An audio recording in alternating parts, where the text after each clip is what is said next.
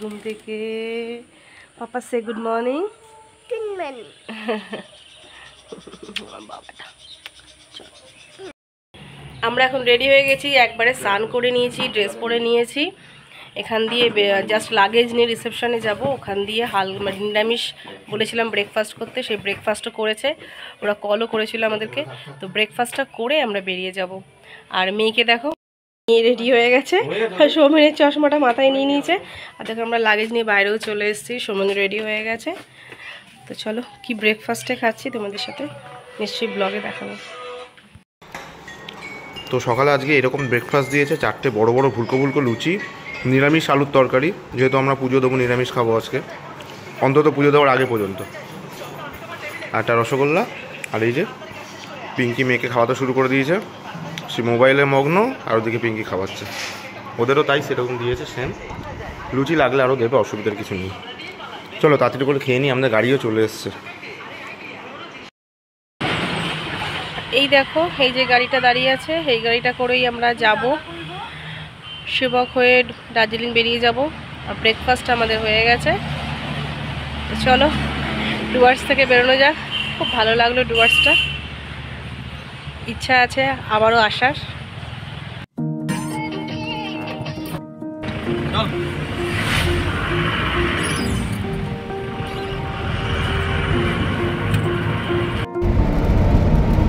এখন আমরা দার্জিলিংয়ের পথে অলরেডি রওনা দিয়ে দিয়েছি।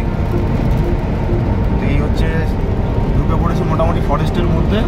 তো এই ফরেস্ট থেকে কখন পাহাড় শুরু হয়ে যাবে সেটা বোঝা বহু মুশকিল।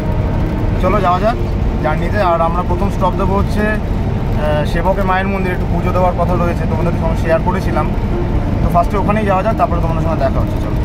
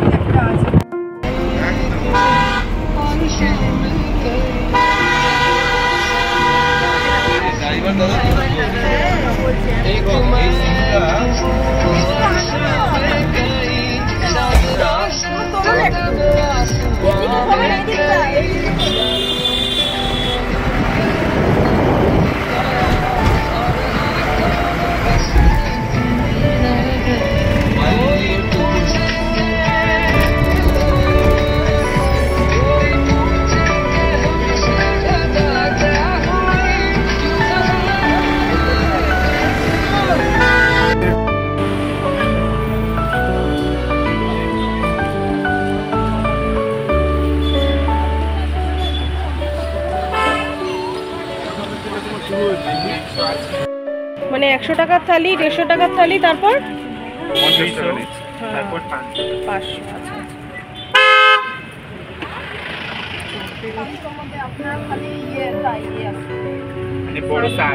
শাড়িটা 500 টাকার মধ্যে এক্সট্রা আছে। 150 টাকার থালিটা নিচ্ছি, নারকেল দেওয়া। আর আজকে এখানে পুজো দেবো, কিন্তু প্রসাদ পাবো না, কারণ আজকে সারা রাত মায়ের পুজো হবে। প্রসাদটা আমাদের পরে কালেক্ট করতে হবে, কালকে। আচ্ছা আচ্ছা ঠিক আছে, চলো মায়ের পুজোটা দিয়ে দিই। এখান দিয়ে আমরা যাচ্ছি এখন। আর ওই ডালাটা যেহেতু আজকে পাবো না, তার জন্য এর মধ্যে আমরা এক্সট্রা নিয়ে নিয়েছি। পুরোহিত ঠাকুরকে বলবো একটু জাস্ট আপনি মায়ের পায়ে ছুঁয়ে দিন, কারণ বাড়িতে গেলে সবাই তো প্রসাদ বিতরণ করতে হবে, প্রসাদ দেওয়াটা খুব শুভ। বাট আজকে তো এটা পাবো না, ওই জন্য নিয়ে নিয়েছে এটা। আর ওরাও নিয়ে নিয়েছে ডালা।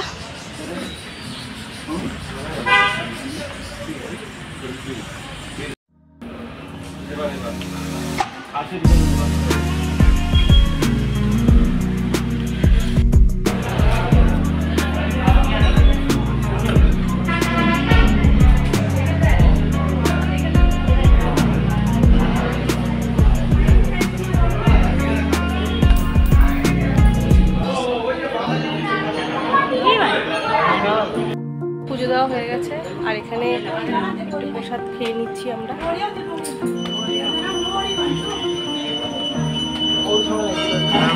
তো চলো এখন আমরা যাব গাড়ি করে দার্জিলিং যাব।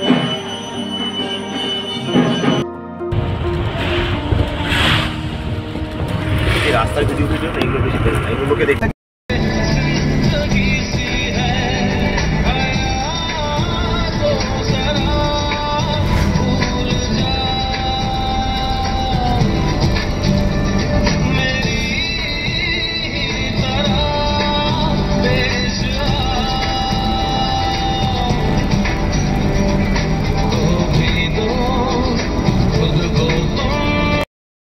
দেখো রাস্তার মধ্যে একটা জায়গায় গাড়ি দাঁড় করিয়েছে।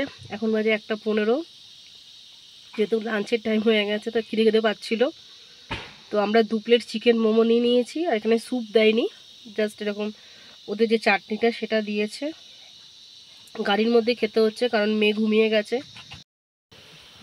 মেয়ে ঘুমিয়ে পড়েছে একদমই, যার জন্য আমরা গাড়ির মধ্যেই বসে বসে খাচ্ছি, আমি আর সোমেন।